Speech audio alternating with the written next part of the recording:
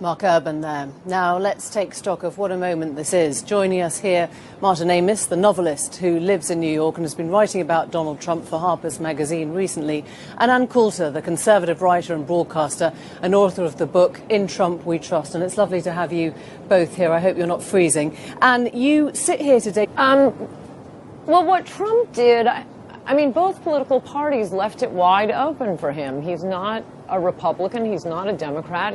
And luckily, he didn't need the donors and the lobbyists for the money to run his campaign. So it's just like he saw a $1,000 bill lying on the ground, and he was the only one who would pick it up. For every issue, endless wars in the Middle East, job-killing trade deals, and most of all, open borders and just the out-of-control illegal immigration and legal immigration system, he comes along and takes the most popular position, which is why they keep going after Trump for his personal baggage. It's not about Trump. It's never been about Trump. It's about his issues, and it's the people against the ruling class. So you think it is his personality that has really sold you on him, then? I think I just said the exact opposite. But you're talking about his populism. I'm talking about his issues. Okay. No one is voting for Trump because of his personality. They are voting for Trump you. Because of his issues. And that is the interesting thing, Martin Amis, that when you ask people who concentrates on issues, most people think it would be Hillary Clinton. She talks about policy. Trump is the one that actually talks about issues in terms of how they affect people, right? Well, I've never seen anything very coherent from Trump on any issue at all. He has made it, because his personality is so repulsive and overwhelming, that's all there is to talk about. I don't think, can you remember a single soundbite apart from building the wall? I mean, he hasn't got any detail. All he's got is an attitude. The fact that that attitude is speaking to a lot of Americans is a great interest and concern. But I don't see him commandeering the issues question. I think he's giving a presentation of the wonder of Donald Trump, and he thinks that'll be enough. I couldn't disagree more. I have a whole chapter in my book because every time since Trump announced, I'd walk in to get coffee in my kitchen and I'd see someone on TV saying, "Oh, he has no policy specifics. He doesn't do no nuance. He doesn't know the facts. Will we get specifics?" He's the only one giving us specifics. When I went through and read through the primary debates, and that's after watching them both twice, luckily he doesn't have that politician's trick of saying people are frustrated and describing the problem. He answers everything directly. We do know what he'll do with the border. Yeah, he'll build a wall. Yes, he'll have extreme vetting for Muslim immigrants in particular, or immigrants from countries that have been producing all of these terrorists. He's gone through the order of deportation. He'll start with the felons, then he'll move on to the ones who are arrested, then the ones who are on welfare. He will then attack just two more issues that I think are important. He doesn't want to get involved in another war in the Middle East. He did oppose the war in Iraq. And thirdly, the most important issue, I think, I mean, also there's his attacks on Wall Street, which is right. Let me just come in, because he's the only one who's run for president who's against the Trans-Pacific Partnership. I want to talk about trade deals. Popular he's also raised the issue of race, hasn't he? He's made it possible for people in America to talk about race if they don't like something, if they want to protect themselves first or their community first. You disagree? No, I don't think it is about race. It's about immigration. It's about the nation. We can assimilate anyone. But look, we're talking about Russian immigrants, too. They're white people. It's immigrants generally. Yes, we can assimilate them, but not in the numbers we're bringing them in. Race is one or two or three on the list of what they care about. Trade comes in around 6 or 7. That's a sort of fig leaf for these xenophobic atavisms that what he's had is a disinhibiting effect on America. For a while, people felt there were certain things they couldn't say, and he's led the field in ripping all that away and saying, no, say what you feel. Be as crude and buffoonish as I am. And is that healthy? Is it better to know what America actually does feel about the people that share the country? He's shown us a great deal about America. None of it is pretty. But he's revealed things about, for instance, the Republican voter, that they don't really care about abortion very passionately. They certainly don't care about gay marriage very, very passionately. Well, they do, and they don't like it. Well, but not enough. I mean, they don't care about whether you're divorced, whether you pay taxes or not, whether you harass women. They don't care about that. We've had a great wave of racism while Obama's been in the White House.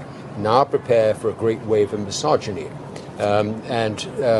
We've already seen it for years for and the last 18 months. Would you accept that America has become more racist under Obama and it has to prepare to become more misogynist under a Trump presidency? No. I think these are all just the slanders. Like I say, instead of discussing the issues, and Hillary did call the Trans-Pacific Partnership, I don't know if your viewership knows about it, but it would take any jobs that haven't been shipped to Mexico and ship them to Asia. In the 1980s, we had more than... We'll come on to the trade question in 1 second and discuss Clinton's place. But just answer that question. Issue. Yeah, but just answer the question of racism and misogyny within the Trump campaign. No, these are slanders because they don't want to talk about what I keep trying to talk about and you keep cutting me off from talking about. It is about the issues. That's what people are voting for. It is about trade. It is about jobs. And yet they throw all these crazy slanderous charges at Trump. You and American Democrats are completely wrong to focus on the race issue or the misogyny issue. Why don't you look at Hillary Clinton changing her position on TTIP? She's clearly worried about this. Bernie Sanders has raised the issue of anti-globalization, and he's tapping into something that strikes a chord. Yes, but I think that is all minor. I mean, what happened when Obama became president was certain people thought, oh, we can relax a little bit about race. But what that has done is awaken a nascent racism in America, because the fallback position for every white man has been, I may not be much, but I'm better than any black man in this country. And they look at Obama and they suddenly realize that they're not anymore. And the whole prestige of being white, working class, heterosexual has melted away from them. They're called the left behind. So you are sympathetic to that or not? Sympathetic to... Well, would you say that those people are racist, or is that the wrong word you should use about people who are left behind? When it comes to, let's take the deplorable question. Hillary Clinton said half his supporters were the deplorables. And the politician can't say that, but we can. And would you, with a straight face, say that Donald Trump isn't deplorable? You think he's not to be regretted? No, I think... You don't blush when you see him.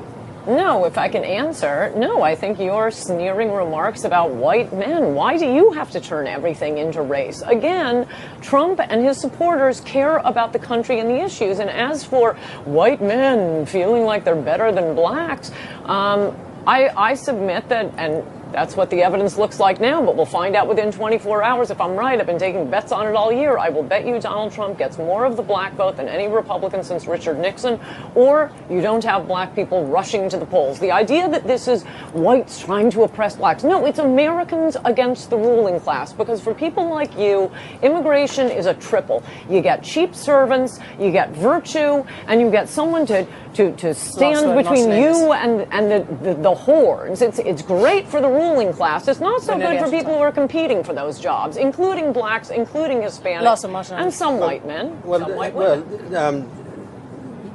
The black question is the essential question in America.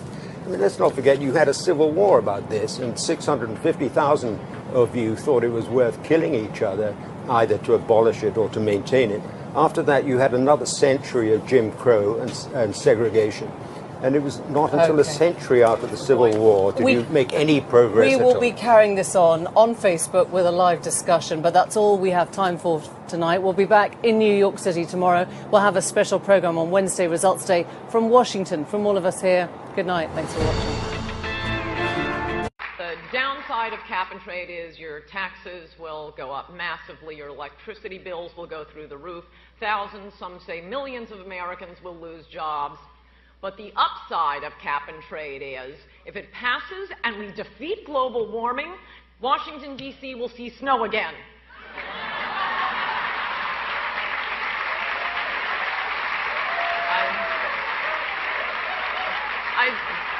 I suppose the Democrats could propose something actually popular, like cutting taxes, but they can't because they're Democrats. Darn the luck. So it's hard to figure what their next move will be. Maybe they'll propose a constitutional amendment to protect your right to burn the American flag. Their main idea seems to be denounce Americans. Liberals have spent the last year responding to anyone who opposes Obama's agenda by calling them racist evilmongers. Jimmy Carter said that an overwhelming portion of people opposed to Obama's health care plans are racist. And if there's one guy who has his finger on the pulse of what Americans feel and believe, it is Jimmy Carter.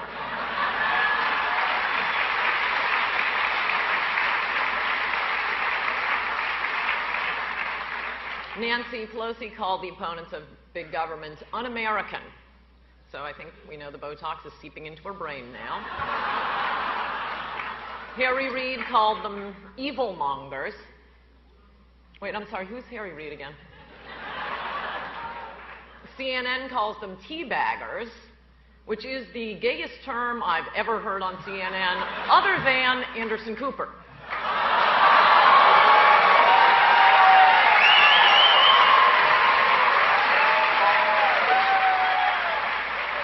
ABC calls them a mob, and MSNBC calls them... Oh, wait, never mind. No one watches MSNBC. It doesn't matter. The last time I heard this much race-baiting invective was, well, when I was in my usual front row pew at the United Church of Christ Trinity Church in Chicago. Yeah, Democrats get snippy with Bush for calling Obama evil, but they're perfectly happy to call Americans evil. Ironically, since Obama was first elected, for the first time in my life, I'm sometimes not proud of my country.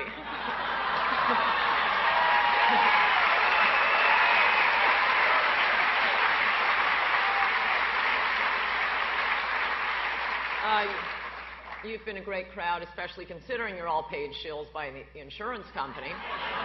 Anyway, thanks for being here. Keith Olbermann is a girl. God bless America. And remember, Keith Olbermann is a girl. I'll take your questions now.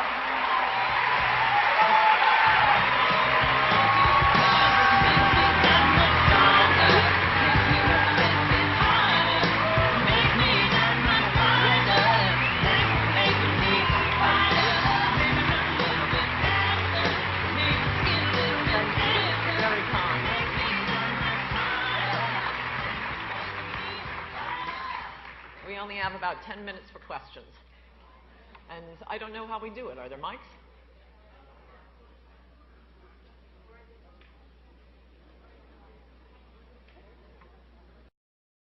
Mark Urban there. Now let's take stock of what a moment this is. Joining us here, Martin Amis, the novelist who lives in New York and has been writing about Donald Trump for Harper's Magazine recently, and Ann Coulter, the conservative writer and broadcaster and author of the book In Trump We Trust. And it's lovely to have you both here. I hope you're not freezing. And you sit here today